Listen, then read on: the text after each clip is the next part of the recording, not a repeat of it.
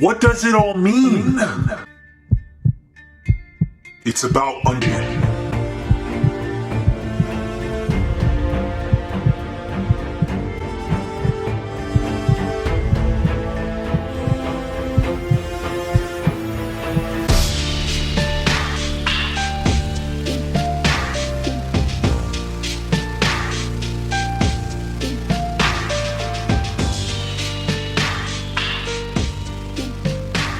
We are Myth Vision. Welcome to Myth Vision Podcast. Your host, Derek Lambert here. Dr. Luther G. Williams is still absent.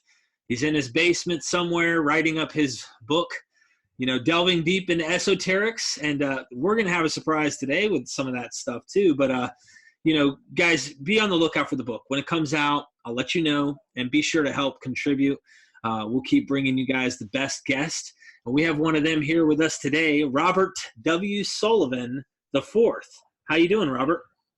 Hey, Derek. Thanks for having me back on the Myth Vision podcast. I think the first and only time I've been on, I think it's been about 8 months ago, maybe 6-7 months ago. So I know we had a great conversation back then. And we talked about returning, and so here I am. I look forward to continuing the conversation. As far as Luther goes, yes, in a basement working on a book. I know firsthand what that is all about. Oh, yeah, and you've wrote 4 books. So our audience absolutely needs to get a hold of this stuff, because a lot of even modern day people who are artists who are making these movies are incorporating ancient knowledge, ancient symbolism, these things into their movies. And so a lot of your stuff surrounded that. You've got a book, The Royal Arch of Enoch, The Impact of Masonic Ritual, Philosophy, and Symbolism. You have another book, Cinema Symbolism, and the artwork for the book covers are beautiful. It's a guide to esoteric imagery in popular movies. I could see a movie about that. Cinema Symbolism 2, more esoteric imagery in popular movies, and The Witches of Highgate, a pact with the devil. Love it. I love it. Yeah, the last book is a work of fiction. The others are not. The Royal Arch was my first book. That was published originally back 7 years ago. I mean, I can't believe 7 years have gone by. It's been subsequently republished as a second edition. Same thing with Cinema Symbolism, and Cinema Symbolism 2 is its sequel. Pact with the Devil is a work of fiction. So if you're into gothic horror, erotic mystery, murder mystery, check that one out.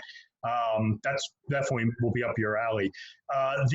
What I'm doing right now is, we were talking off air, is I've kind of backed off the podcasting for a little while. I think the last show I just did one recently with Chris and Cherie Gio, but pretty much going back to March, I really kind of backed off a little bit, because I was a little worried that this could be starting to become a little hackneyed, repetitive. I mean, we were talking about how many times can you decode the Matrix movie or the Wizard of Oz. And what I was doing is, I've been working on my 5th book, which is Cinema Symbolism 3. That should be out January to March of 2020. So I'm really looking forward to that. And when that comes out, as I was telling you, I'll start this process all over again. I'll have a brand new slate of movies that we can, all analyze and talk about. And so I can give you a little preview of it, before the show's out. And I've also been going back and just doing some re-editing to my earlier books. This is something I've been planning on for quite some time, but I just never really had the time for it. And right now I do have the time. It's, I have been afforded the ability to go back and just do some re-editing. It's funny the way it works. You write something, and a few years later you look at it, it's like, oh God, did I really write that? You got to tweak it a little bit. I'm not rewriting the books or anything, good grief, but just making some edits. There's some minor, grammatical mistakes in the book, nothing that you can't read, nothing that, like, there's no pages missing or paragraphs inserted upside down or anything like that. Just some minor things I wanted to fix. But no, I've been extremely busy. And again, thank you, Derek, for the invitation to returning to Myth Vision. And I know, we bandied some emails with, some topics you wanted to talk about. So I'll let you open up and we can do potluck. You want to just throw some talking points or questions at me, and we'll just take it from there. Absolutely. I remember I wanted to go back a minute, because Kristen Whitaker Hood she introduced me to you by name. However, and she's from the Mythicist Milwaukee show. And they had introduced you to me, and I said, huh. And when I saw a picture of you, I remembered seeing a video clip where I did a lot of research on astrotheology a while back, and I was looking for people who explain it, because a lot of times visual audio helps me rather than delving into large volumes trying to comprehend this. And I saw you explaining it in a very well said, easily articulated way that made sense to me. And I was like, whoa, that guy, I'd love to talk with him. And you were on my show. I was like, wow, this is cool. We had started a show, it developed and evolved into what it is today. So I wanted to talk about some astrotheology and see where this thing goes, if you don't mind. Well, let's start off with that. Astrotheology is a doctrine. It is, I guess it is intertwined with astrology. And what it essentially entails is, I think in my opinion, it's one of the real keys to decoding a lot of mysteries. Once you begin to see once you begin to understand it, you will see so much in our culture, in our religions, is coming from this. What it essentially entails, astrotheology, is the anthropomorphizing of the stars, the moon, the heavenly bodies, the planets, the sun, into personalities, into characters that embody the traits and archetypal qualities associated with different constellations, the zodiac, the moon, the sun. And this is all mythology that basically goes back to the dawning of mankind. So it's no wonder this stuff is still with us. And when you really begin to understand this, and it's controversial because there's really two ways. It's really controversial when you apply it to the Bible, because there's two ways of really looking at it. There's three ways. And the third way is I reject. The third way is it's a coincidence. I don't buy into that. The other two ways is you could say that the stories of the Bible are just astrotheology. They're the old solar pagan lunar myths with new names on them. Osiris, Horus is Jesus, Mithras is Jesus, the sun god, the resurrected savior, born again every morning, doing battle with the works of darkness. What happens to the devil, the dark lord, when the light comes? Well, it runs away. It disappears, right? Because the sun's up.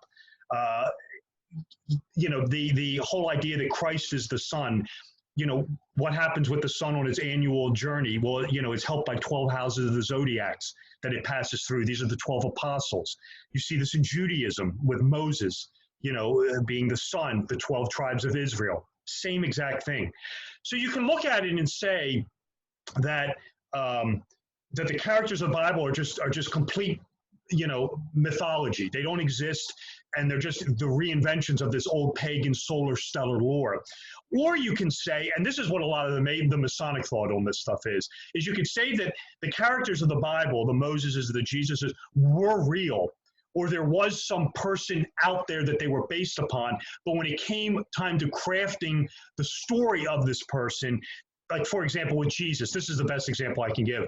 When it came time to creating his religion at the Council of Nicaea in 320 AD, 300 years later, the Christians, pagans, Gnostics, Neoplatonists who created Christianity just relied on the old solar legends to formulate his story around. So you could say, okay, well, there's a real Jesus, but this is what Manly P. Hall and Albert Pike essentially say, is there was a real Jesus, but at the Council of Nicaea, his story was corrupted with sun worship. They just used the old solar pagan allegories, tales to formulate a religion around. And that's why you see these earmarks of the Egyptian mythology, the Persian religion, the old, Roman, Sol Invictus, Mithras cult, pervading Christianity. So you can look at it from a real hardcore conspiratorial standpoint and say, okay, it's all made up. It's just, total mythology. It's the old, pagan, solar, astral religion, rebranded, renamed, or you can kind of take more of a moderate approach to it, which is probably the route I try to take, because in the end, and I just try to do this objectively as a lawyer, I always say to myself, I wasn't there at the time. So, I mean, I can't say to you, there was no Jesus Christ, because I wasn't in the Holy Land 2,000 years ago. Exactly. I mean, I just can't tell. I could, as a lawyer, I could argue it both ways. I could tell you why it didn't exist. I could argue it the other way. I could say why it did exist. I think what's pretty irrefutable, though, is the stories in the Bible. A lot of them are based upon these old solar, astrological, mythological tales. I think that's pretty irrefutable. The hardcore question becomes, was there a real person that these legends were based upon, or is it just all fantasy? Is it just all Star Wars? That's the $1 million question. Mm-hmm. That question is, I find very valuable and very important personally in my own research. At the same time, you have the two camps: historicism, mythicism, and ultimately mythicists say it was a mythology that was euhemerized into a historical person. And vice versa, the historicists say is a guy who became mythologized into a god. Right. And so either way, I get it, because at the end of the day, they both end up the same thing at the end. And what that is you have a mythology that has been shrouded around the possible human or the possible, euhemerized myth. And nonetheless, there's still some esoteric truths to these things. There's some valuable lessons. There may be some time relevant things that were good for the time that these things might have been written, or significant to their contemporaries. But you're going to, and I like how you did that before we end up going into a few examples, because examples are the key to this. It really is, because I've listened to skeptics. Okay, I'm a skeptic myself about a lot of things, and I think it's a good thing to be skeptic about things. And a lot of people are so skeptical. They think it's hogwash what we're saying here, that this is going on. And I actually do espouse that an astrological angle is evident. I mean, it's there. You can't get around it. I really think it is. So I say that to bring up this. People who deny Hamlet's mill, that there's some type of, astrological, understanding the stars, keeping track of the times, and all that plays into this as sacred knowledge for them. What would you say to them? I mean, what would you say to a skeptic who says, come on, you're overstretching it, 12 tribes and the 12 disciples, or 12 or the 12 zodiac signs and stuff? What made it evident to you? You see what I'm saying? Yeah, you can start pinning it down. I mean, it's easy to say, okay, well, the 12, tribes, or the 12 apostles of the 12 houses of the zodiac. You can do a breakdown on some of these guys.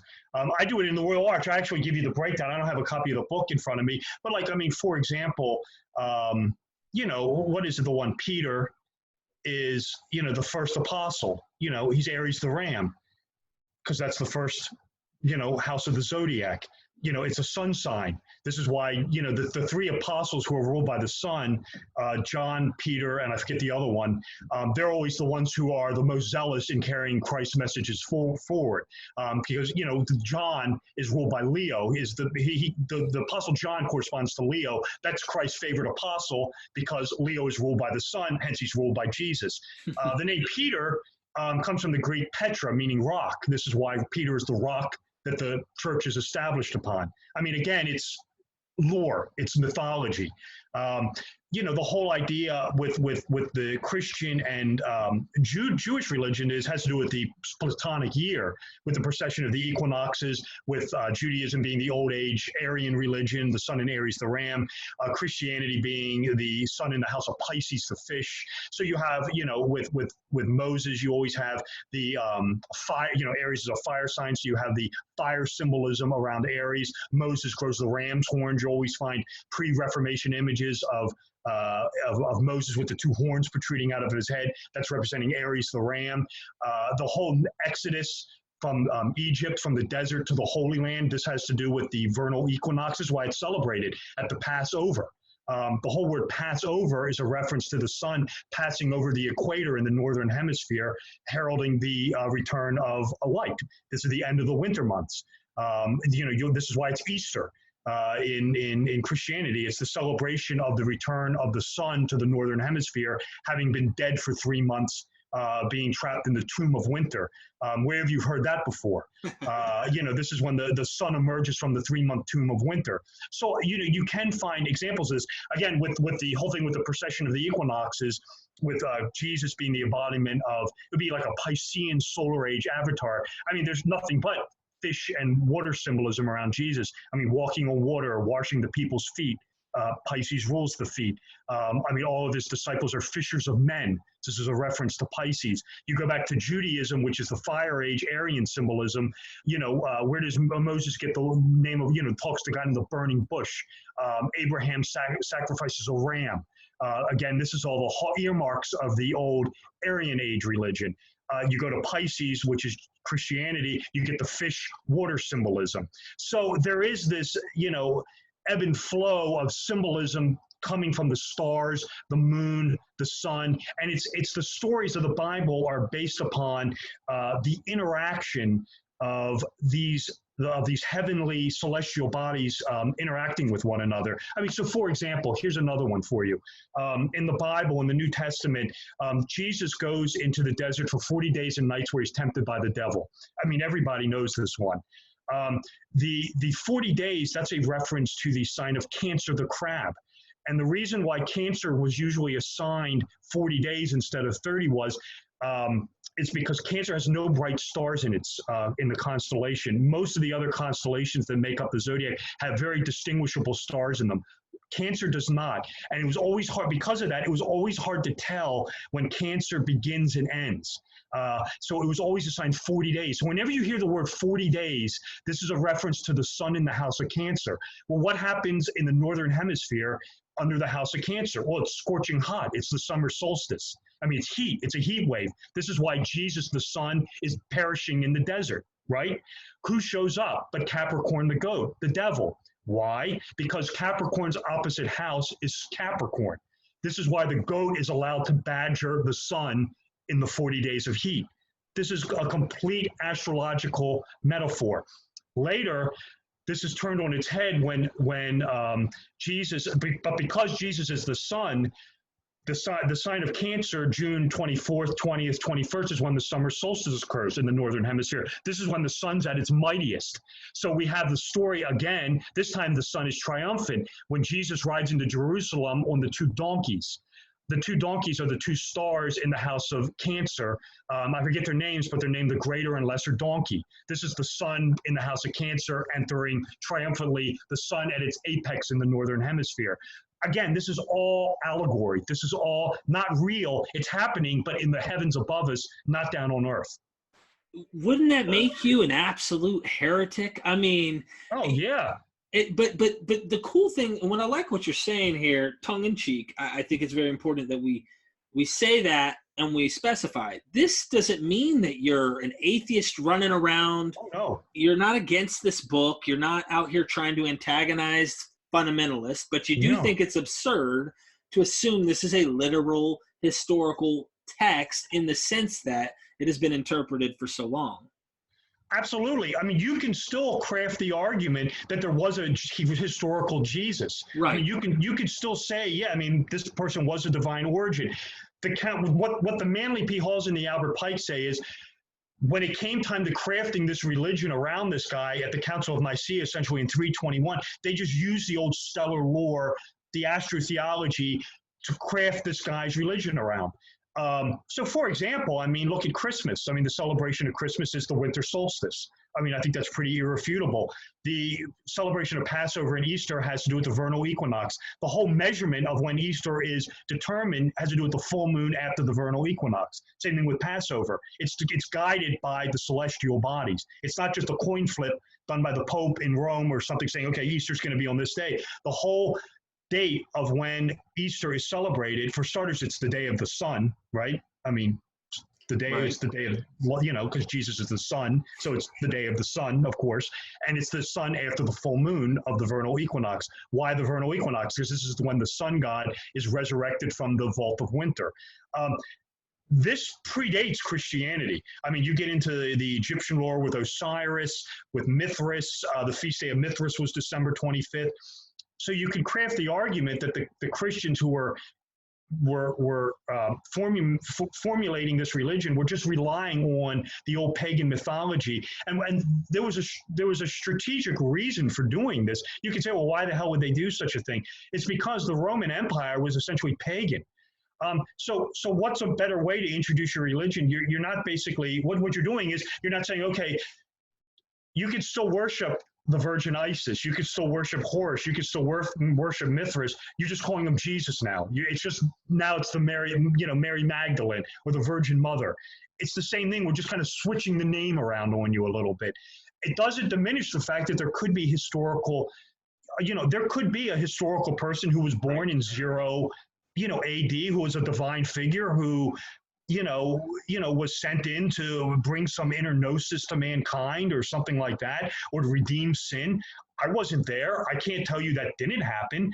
But what I can tell you is that the stories crafted around this guy are definitely astrotheological, relating to the old stellar, solar, celestial lore. And this goes back to the dawn of man.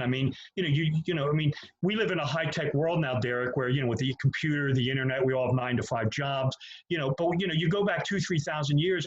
You had these bodies, the stars, the moon, the sun. What the hell are these things?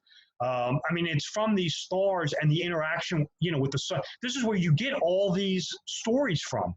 Fairy tales, the little princess, the dawn, Aurora, Belle, you look at Beauty and the Beast running around in the golden robes of the sun, who is always trying to unify with some solar masculine figure. The unification of the moon being the feminine, the Bond girl, as it were, unifying with James Bond, the solar hero, performing, coincidentia oppositorum, the union of opposites, to go on and defeat, the evil, satanic villain. This is as old as it gets, and it's just been rebranded and repackaged for the last 2,000 to 3,000 years. But it all goes back, all these stories, these fairy tales, these legends, the mythology, it all goes back to the oldest thing of all, which is the sun, the moon, the zodiac, the stars, the planets, and how they interact with each other, and their archetypical qualities, associated with them. That's where so much of this, when you understand that, when a person understands that, you will understand, the whole idea of crucifixion, of the death and resurrection of the Son, of light triumphing over evil, of darkness. Again, it's the oldest lore, and it's been present since the dawn of humankind. Powerful. Well said, and that I can track exactly where you're coming from. Usually I always tend to go toward the biblical account because that's what I was raised, and I guess to say our culture's most adept into that. They understand the Bible more. And I love how you mentioned these things. I've heard it said the gospel's written in the heavens. It's written in the stars. The heavens declare the glory of God. Well, this probably ties into these same things you're talking about. To me, it absolutely makes sense. And I know how skeptics would disagree, but, and I'm not saying anything bad about atheists either when I said that. I just clarify because someone might hear that who is a fundamentalist and go, what? Yeah, you're saying some tough stuff for somebody who is a literalist like me back in the day. Now, I want to talk about maybe some stories specifically, because you really touched on a lot of interesting things. Come up with a story, one of your favorite in the Old Testament. And we'll go to the Old Testament in a minute. But like you said, the Gospels. Let's look at them real quick. Okay.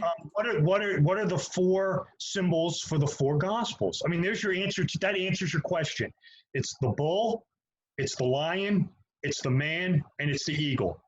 Okay. Why? These are the 4 fixed signs of the zodiac. This is all stellar worship. Anybody who knows anything, these are the 4 fixed immutable signs of the zodiac. The bull is Taurus. The man is Aquarius, the lion is Leo, and if you know anything about astrology, you know the eagle is Aquila the eagle, which is Scorpio. These are the 4 fixed signs of the zodiac. These are the 4 signs that the sun waxes and wanes upon every year. This is why they are the foundations of the solar church of Christianity. There's your answer. I mean, now you're not going to hear that in the church, but you will see, whenever you see those symbols for the four gospels, that is complete astrological symbolism. That is irrefutable. The Old Testament, well, let's see here. I mean, you can, you get into the story, If you don't mind me mentioning real quick, because I have a buddy of mine, I can't name him. I will eventually, because he says, well, when his mom passes away, then he'll come out. He says if his mom found out what he believed right now, her life would be over. I said, no way. So yeah, he says he has this idea that technically the Old Testament could just be called the Sun Book. It's the story of the sun, so to speak. And Adam, he has this idea that Adam is the sun. Now, I know there's multiple different ways of looking at it and interpreting it. And if you listen to one person, they'll say this is the interpretation and that's the interpretation. But nonetheless, astrology seems to be the core here. Do you have an explanation from the very beginning, in the beginning God, and the first story with Adam and Eve idea? Do you have anything astrology-wise with that, or? Well, you get into the whole idea of the serpent in the tree. I mean, this has to do with Kabbalah. This comes out of the Book of Enoch, which is another one of these sacred texts, where the tree in the garden is Hebrew Kabbalah, which is an emanation of the Godhead. You can look at the man and woman as perhaps, you can look at them as the constellation of Gemini, perhaps. You could look at, or as just allegorical, the first man, the first woman, the sun and the moon, perhaps. Enoch, I mean, again, another solar allegory, is taken away for 365 years. I mean, you don't need me to explain that one. I mean, you get into the whole story of Moses with the Israelites. I mean, this is again a solar allegory, being kept in bondage in darkness in Egypt. This is the sun moving from darkness of winter to the light of spring. And again, a lot of the rituals surrounding the Passover, the unleavened bread. If you research it, this is a symbol of the vernal equinox. The esoteric explanation, it's a bread of haste. As any Masonic scholar will tell you, when it comes to symbolism, there are multi-levels to this stuff. There's always the profane explanation, this is what Albert Pike would have said. This is the explanation that's told to everybody, but there's always these hidden underlying meanings that are kept for the select few. I mean, and what's funny about this is you get into if you start reading a lot of the, I'll go to the New Testament again. If you go to the teachings and the writings of a lot of the church fathers, they'll tell you this. I mean, there's guys like Origen who will say, Christianity has two doctrines, one exoteric, one esoteric. The exoteric is for, the people who show up in church. The esoteric is reserved for the hidden masters. You get into the Gnostic text from the Nag Hammadi library, where you get into the whole idea of the Gnostic Christ. And this is something that's really fascinating. And then this is, where the Jesus figure isn't this Son of God redeeming sin, but he's like the illuminator character, or the illuminating figure who's sent basically to awaken mankind from their stasis to achieve some sort of higher Kabbalistic Godhead. This is again heresy, but this is what this is the Jesus of the Gnostic text. And what this ties into is a lot of Gnostic beliefs of this whole idea of there being these two different gods out there. And this really isn't astrology or astrotheology, but this ties into Gnostic cosmology, where you have this one supreme Godhead. The Gnostics call this thing the monad. It's unknowable, it's unfathomable, and it has emanations. I'll just get into this real quick. And one of the lesser emanations, known as Sophia, she's cast out, and as she's cast out, she births this creature known as the demiurge, and he creates our universe. He is the God of our reality, and he's a lesser God. He has no knowledge of the pleroma, of the monad, of this divine heavenly state, and he creates our universe. And many Christian and church fathers believe that the God of the Old Testament was the demiurge. The demiurge is essentially the asshole deity. Who wants to keep mankind in the stasis, wants to put him down, and employs this host of angel demons known as archons to basically keep humankind into slavery. And the Gnostics believed that Jesus was this being, this messenger sent from the monad to defeat the God of the Old Testament, the demiurge. And so, there were a lot of Christian heretics who said, look, if you just look at this objectively and you read the Old Testament and then you sit down and read the New Testament, they said these two books are talking about two different deities. I mean, two totally different gods. The God of the Old Testament wants to kill people, wants to murder people, wants to punish Egyptians, forces people to sacrifice, other people to him, wants to wipe out the Egyptians, hates everybody. But then you got the God of the New Testament, embodied by Jesus, who loves everybody, don't hurt anybody, be friendly to everybody. And a lot of these Christian Gnostics said, these two books are talking about two different deities here. One's the demiurge and the other is the spiritual Godhead. So this is why a lot of Gnostics follow Jesus and essentially knight Jesus as this Christian illuminator character. A lot of them saw the whole idea, the gospel tales, as redempting sin, the dying on the cross, the death and resurrection. A lot of Gnostics and a lot of Christian mystics would have said, "Oh, this is the outer mysteries. This is the profane mysteries.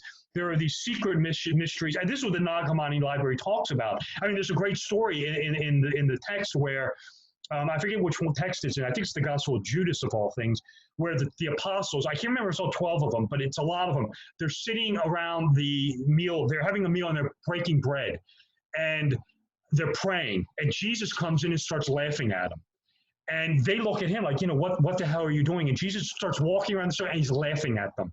And it becomes very clear to the apostles that he's not laughing with them, he's laughing at them. And the story comes out that Jesus is essentially admonishing them because they're worshiping a false deity. They're worshiping the God of the Old Testament, which is no good. And basically says, you're doing the bidding of the demiurge by doing what your church fathers are telling you to do and look no further. And when you do that, you're done. You are done. It's interesting you say that because all right, my research that I've been doing and a lot of our guests who've come on, they point out that there's this kind of blend of orthodoxy in the New Testament, but it's not just that.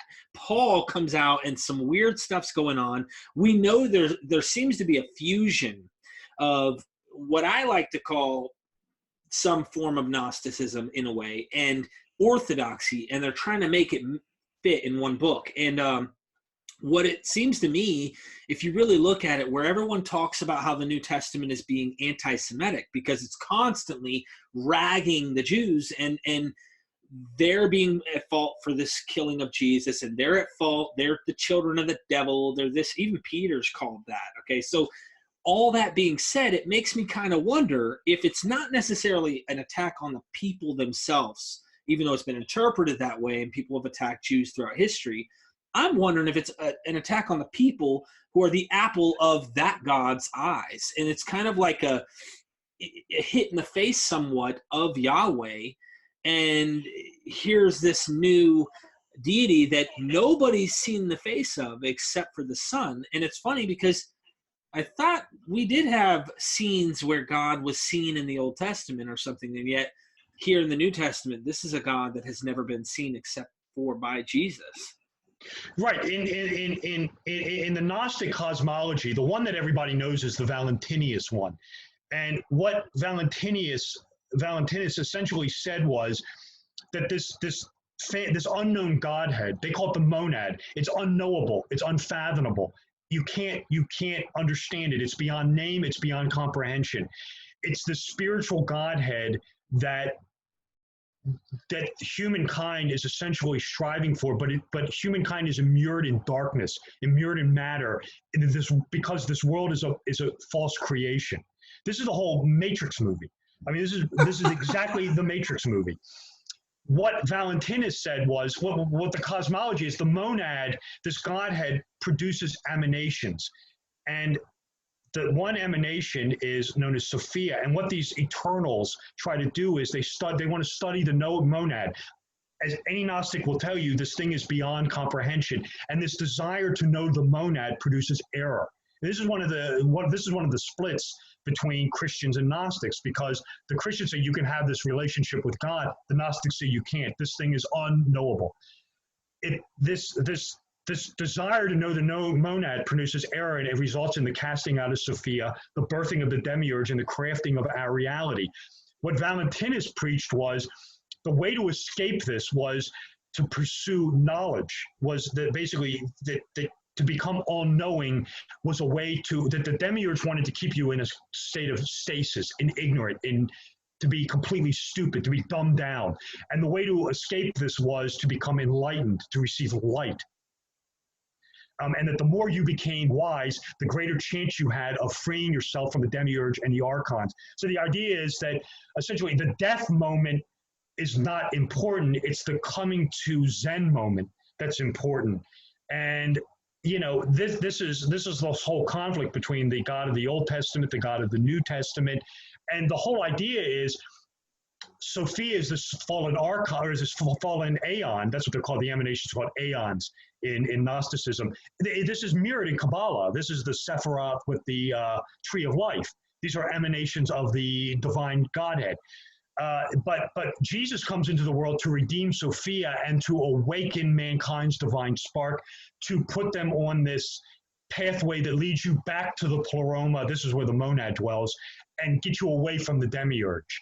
So the idea is that this is the esoteric teachings of Christianity. A lot of the fundamentalists don't like this because they want to dovetail the Old Testament with the New Testament, say that God is one and the same. If you read the books, a lot of the early Christian mystics say, these are two different gods here. The God of the Old Testament is evil and cruel. The God of the New Testament wants everyone to love one another. So which one is it essentially? And a lot of them said, well, if you apply this to the Gnostic cosmology, the God of the Old Testament is clearly the demiurge, and the God of the New Testament is the monad. But again, Orthodox Christianity undermines that, where it's the God of Abraham is still the God of Jesus. And like I said, I don't unfortunately have a definitive answer for you. I could just present the paradigms, but it's worthy of discussion, and it's worthy to be aware of this stuff because, I think that the Jesus character or the Jesus figure in the Valentinius cosmology, the Illuminator figure, I think he's really probably more fascinating. The whole idea, this ties into the gospel tales of the rebellion. That people forget this. Jesus was a rebel. This guy was put to death because he was a hellraiser. Mm-hmm. This guy wasn't just some passive go in the night flyby. This guy was put to the cross because he wanted to overturn. He was basically saying your worship is wrong.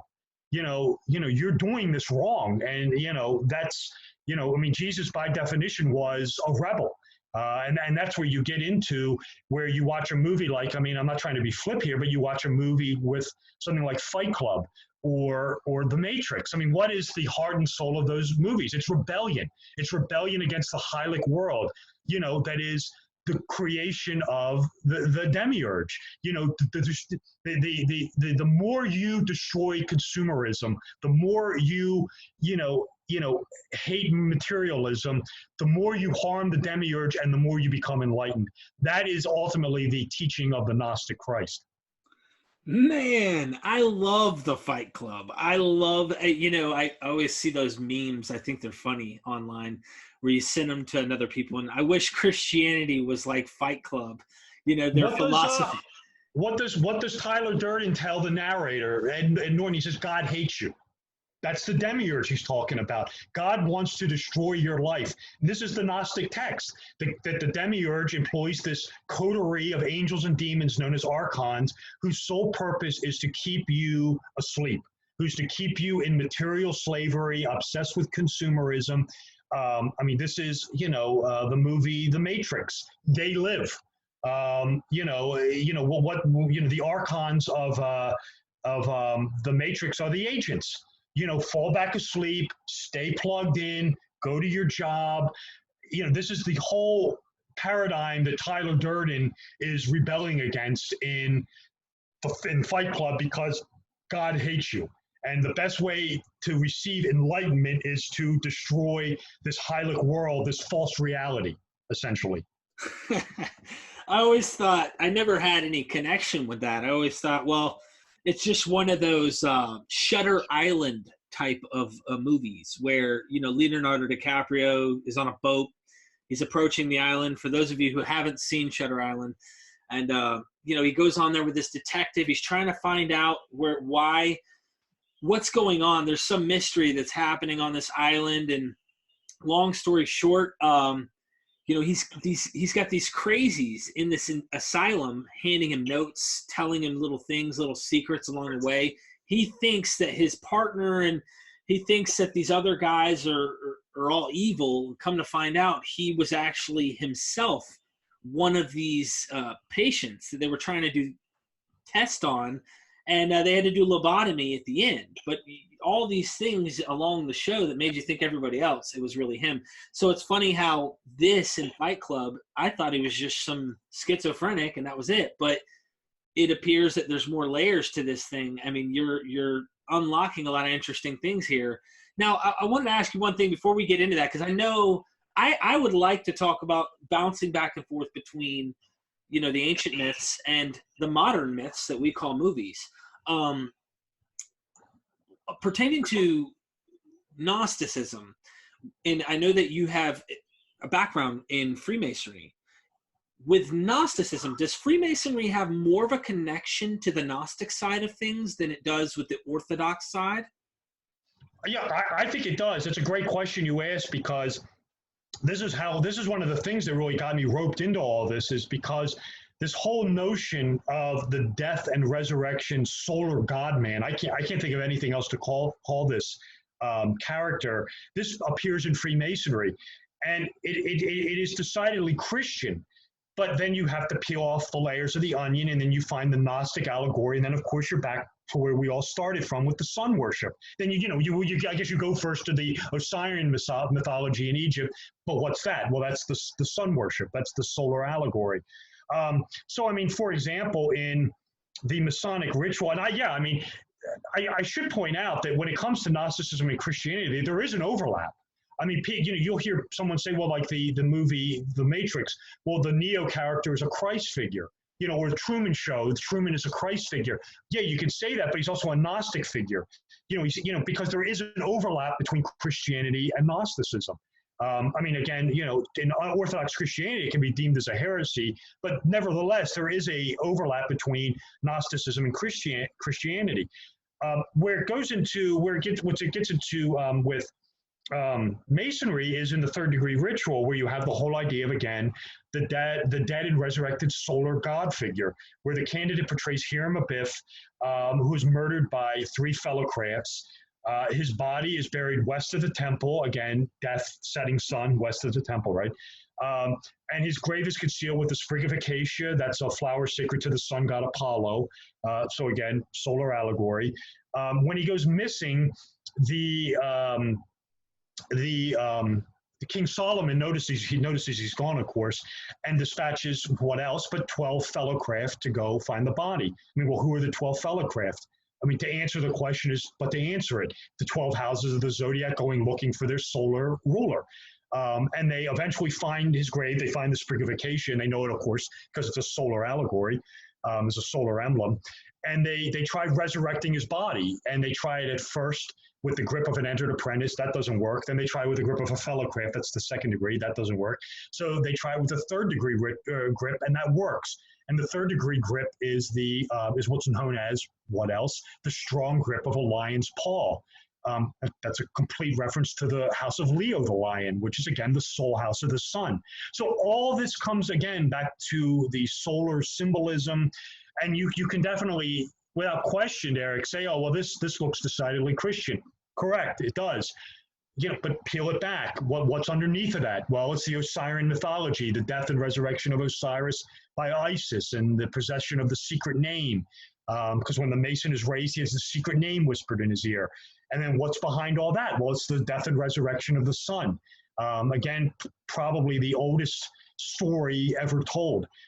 So again, this is what, this is what really kind of started all this for me was, going through the Masonic ritual, as you know, I am a 32nd degree, is going through the ritual and then trying to understand, well, what is this trying to tell me? What is this symbolizing? And it's this old mythology of the dead and resurrected solar God man. I can't think of anything else to call it. I mean, and you wanted some, just real quick, because I know, you were really pressing me for the astrotheology, for the symbolism with Right. some of the stuff surrounding this stuff. I mean, here we go. I mean, Christ. Christ died. Christ is the truth, right? I mean, Christ dies at 33 years of age. Why? There's 33 vertebrae in the spine. What sits on top of the spine? Golgotha, the place of the skull. This is where Christ is crucified. This is because this is where all truth dies in the human mind. The two thieves on the side of Christ are the two fears that plague humankind: fear of the future, regret of the past, which Christ is trying to tell you to move off of.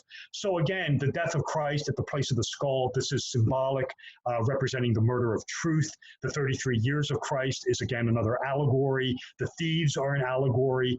Again, we're dealing with just allegory after allegory when it comes to the story. And like I said, I don't want to be too polarizing here, because you can say, well, this guy was real, but the pagans who created the religion essentially were just using this old symbolism to craft his religion around. But again, if you're interested in this, read the Royal Arch of Enoch book, because I go all out on all the symbolism surrounding the life of Christ, Moses, the solar symbolism, the esoteric attributes, as it were. Of which there are. I'm just skimming the surface. There are just so many of them. What fascinates me, and this is just on that question. I love questions, and you bring up some fascinating points that you make it so easy to just accept for me, because it's so difficult. I hear some really controversial scholars who come in and they whip you up and your brain gets sidetracked. And pertaining to this, though, what you've done with the question of the historicity, was there a guy? Was there not a guy? What fascinates me about this Jesus character in history is, like, all right, if you're to compare him, and I've heard them try to compare him to Caesars, I don't know of any cult that developed from the Caesar on saying he was a phantom, or that he was not a literal flesh and blood human, that he was some type of ghostly type of figure. I don't know of any, and that doesn't mean probably too much to some people, but to me, it just seems really ironic that a cult or a group out of this following would come up and say, hey, this guy was not literally flesh and blood.